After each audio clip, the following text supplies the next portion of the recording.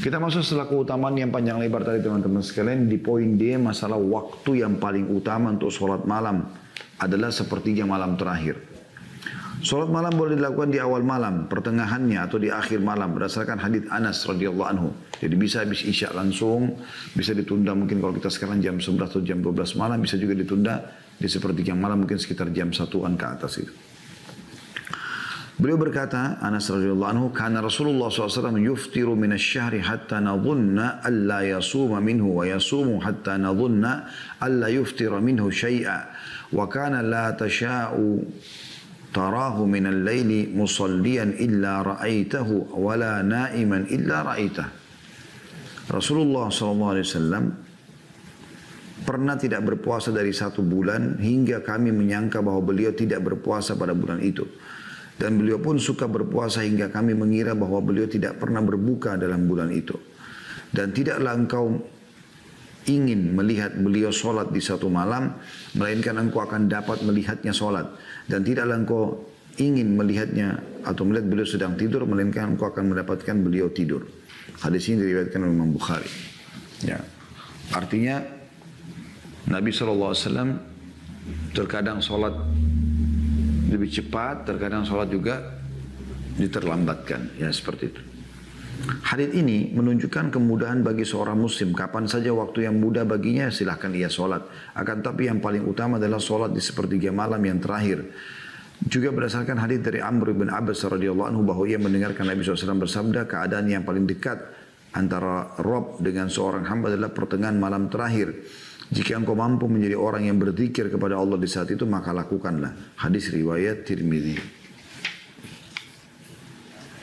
Juga hadis yang sudah sangat masyhur, hadis Abu Hurairah radhiyallahu anhu, di mana Nabi SAW bersabda, "Yanzilu Rabbuna tabaraka wa ta'ala kulla lailatin ila as-sama'i dunya hina yabqa thuluthul lailil akhir, fayaqul, man yad'uni fa astajib lah, man yas'aluni fa utiyah, man yastaghfiruni fa aghfir lah." Dalam kurung, fala yazalu kadzalika hatta yudhi al-fajr. Rabb kita yang maha berkah dan maha tinggi turun setiap malam ke langit dunia ketika tersisa sepertiga malam akhir. Lalu dia berfirman, siapa yang berdoa kepadaku maka aku akan kabulkan. Siapa yang meminta kepadaku maka aku akan berikan. Dan siapa yang memohon ampunan kepadaku niscaya aku akan ampuni. Dalam kurung, maka senantiasa demikian hingga fajar tiba. Juga riwayat Jabir radhiyallahu anhu yang mengatakan, aku mendengar Nabi SAW bersabda, sesungguhnya di malam hari itu ada satu saat di mana tidaklah seorang hamba muslim bertepatan sedang memohon kepada Allah Subhanahu wa taala satu kebaikan perkara dunia ataupun akhirat, kecuali Allah SWT akan memberikan perkara itu kepadanya, dan demikian itu terjadi setiap malam. Hadis ini riwayatkan Muslim. Ya. Juga riwayat yang lain, Abdullah bin Amr bin As radhiyallahu anhuma, beliau berkata, Rasulullah SAW bersabda, ahabbus salati ilallahi salatu Dawud alaihissalam. Salat yang paling Allah cintai adalah salatnya Nabi Dawud alaihissalam. Wa ahabbas siyami ilallahi siyamu Dawud. Dan puasa yang paling Allah cintai adalah puasanya Dawud. Wa kana yanamu nisfal lail. Dia tidur sampai tengah malam. Wa yakumu thuluthahu, lalu dia solat malam hingga sepertiga malam. Wa yanamu sulusahu, lalu ia tidur lagi hingga seperenam malam.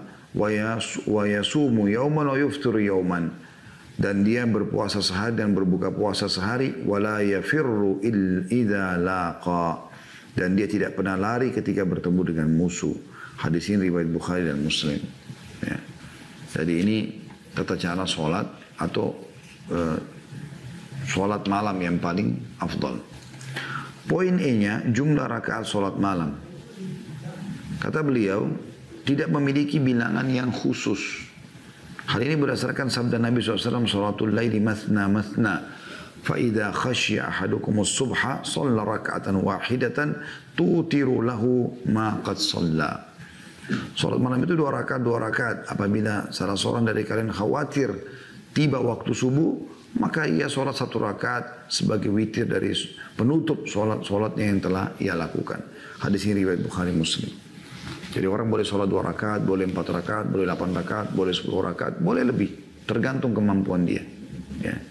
Walaupun Nabi SAW dikatakan di sini oleh beliau, akan tetapi yang lebih utama adalah sholat malam cukup dengan 11 rakaat atau 13 rakaat sebagaimana yang sering dilakukan oleh Nabi SAW. Dan diriwayatkan dari Aisyah radhiyallahu anha yang berkata, Rasulullah SAW sholat malam di antara sholat isya hingga sholat fajar atau subuh sebanyak 11 rakaat. Beliau salam setiap 2 rakaat dan witir dengan 1 rakaat. Hadis ini diriwayatkan oleh Muslim.